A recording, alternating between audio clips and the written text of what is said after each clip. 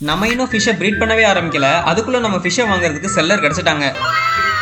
சின்ன வயசு ஹாபியை சின்ன பிஸ்னஸாக மாற்றுறதுல இன்னைக்கு 4 நாள். நேற்று சொல்லியிருந்த மாதிரி இன்னைக்கு நமக்கு நிறைய மீனும் லைவ் கல்ச்சர்ஸும் வந்துருந்துச்சு. மொய்னா, டாஃப்னியா, மைக்ரோவாம், அதோட சேர்ந்து 5 வெரைட்டி ஆஃப் கப்பீஸும் வந்துருந்தது. கப்பி வெரைட்டிஸில் Japanese blue dumbo ear, purple berry dragon dumbo ear, mosaic green, black ribbon, அப்புறம் மெட்டல் எல்லோ மொசைக் கப்பியும் வந்திருந்தது.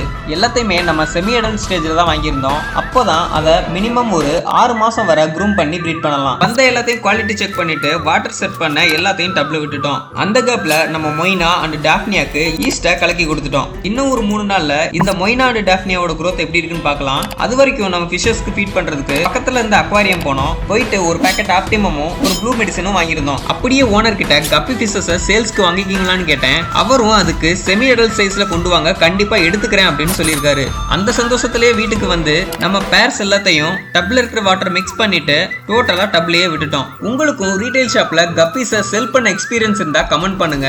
இந்த சீரிஸை மிஸ் பண்ணாம இருக்க ஃபின்ஸ்டனை மறக்காம ஃபாலோ அண்ட் சப்ஸ்கிரைப் பண்ணிக்கோங்க.